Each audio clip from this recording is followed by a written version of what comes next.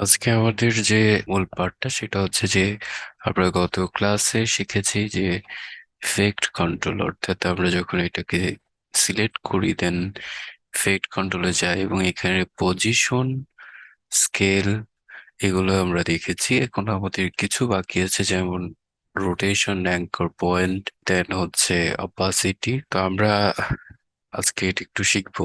তো কিভাবে আমরা রোটেশন করি। সাধারণত রোটেশনের কাজ হচ্ছে ঘোরানো। তো আমরা যদি একটা ফুটেজকে, টাইম লাইনের যে কোনো একটা পোর্শনকে, আমরা যেমন এটা একটা ফুটেজ, যদি এটা ইমেজ ফুটেজ, তো এটাকে আমি যদি সিলেক্ট রেখি এবং এই রোটেশনের এখানে যদি আমি কার্সরটাকে, মাউসটাকে লেফট ক্লিক করে দেন আমি যদি মাউসটাকে আস্তে আস্তে সরাই, তো দেখবো যে আমরা একটা ডিগ্রিতে কিন্তু রোটেট হচ্ছে।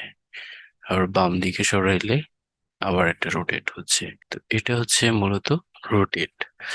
এটাকে আমরা কি করতে পারি, মোশন আকারে দেখা দিতে পারি। কিভাবে, আমরা যদি প্রথমে শুরু থেকে রোটেশনটার ট্রগলটাকে সিলেক্ট করে দিই এবং আমরা যদি কিছুটা দূর নিয়ে প্লে হেডটাকে, দেন আমরা একটা অপশনে রোটেট করি, যে আমরা এত দূর পর্যন্ত রোটেট করলাম।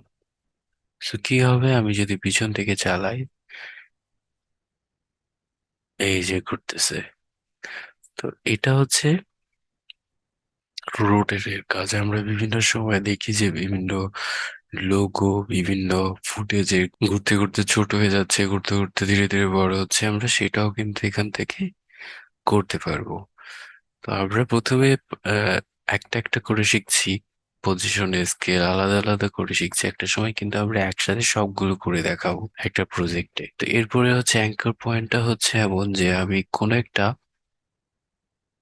পয়েন্ট সিলেক্ট করে দিব, যে আমাকে সে ঘুরতে, আমাকে সে যে কোনো একটা পয়েন্ট বরাবর, সেই পয়েন্ট বরাবর, যেমন আমি যদি এখানে পয়েন্টটাকে এইভাবে এনে দিই এবং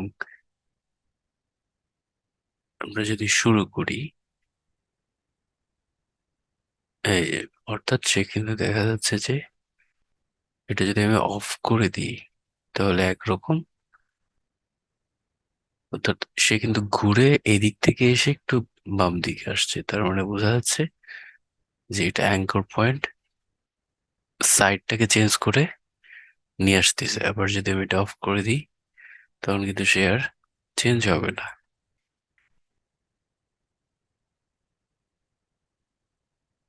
ওকে, তো এটা হচ্ছে অ্যাঙ্কর পয়েন্টের কাজ। সো আমরা অ্যাঙ্কর পয়েন্ট রোটেশনটাকে বুঝলাম। অ্যাঙ্কর পয়েন্টটা হচ্ছে আমি এমন একটা পয়েন্টটাকে দেখাবো, যে পয়েন্টটা বা যে পোর্শনটাকে একটা নির্দিষ্ট কেন্দ্রীভূত করবে। অ্যাঙ্কর পয়েন্টটা নিয়ে আমরা একটু প্রসিড করলে আরো ক্লিয়ার হয়ে যাবে। তো এরপরে আসি অপাসিটিতে। অপাসিটি হচ্ছে মূলত হচ্ছে একটা পিকচারের, পিকচারটাকে ধীরে ধীরে, আমরা যদি অ্যাপাসিটি 100টাকে ধরে বামে ঘোরাই, মাউস মাউসের লেফটটাকে ধরে দেখবো যে আস্তে আস্তে এটা ঝাপসা হয়ে আসছে।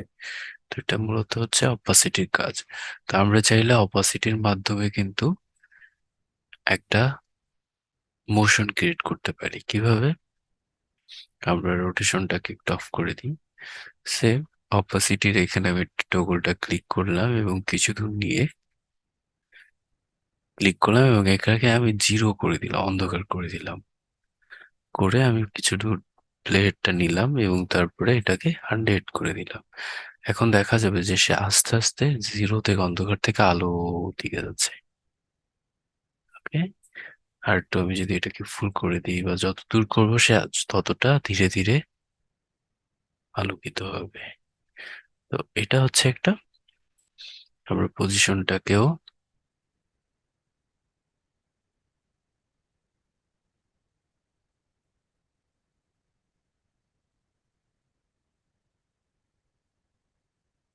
ওকে, তো আমরা দেখতে পাচ্ছি যে অপাসিটিটা আমরা এভাবে কাজ করতে পারবো। সো এটা ছিল আজকের ভিডিওর আমাদের ইফেক্ট কন্ট্রোলের সর্বশেষ ভিডিও। আমরা ইফেক্ট কন্ট্রোলটা আরো ধীরে ধীরে শিখবো, এবং প্র্যাকটিস করতে করতে আমরা সবগুলো বিভিন্ন ব্যবহার একটা প্রজেক্টে আমরা দেখবো। আমাদের নেক্সট যখন আমরা একটু ভালোভাবে এগুলো হ্যান্ডেলিং করা শিখে যাব, তখন আমরা এটা করব। এরপরে নেক্সট ক্লাসে আমরা টাইম লাইনের কিছু কাজ করব। আমরা কাট করা, আমাদের পেন টুলের ব্যবহার, আরো কিছু বিষয় আমরা শিখবো। সে পর্যন্ত আপনাদের অনেক সবার সুস্থতা কামনা করছি। Thank you.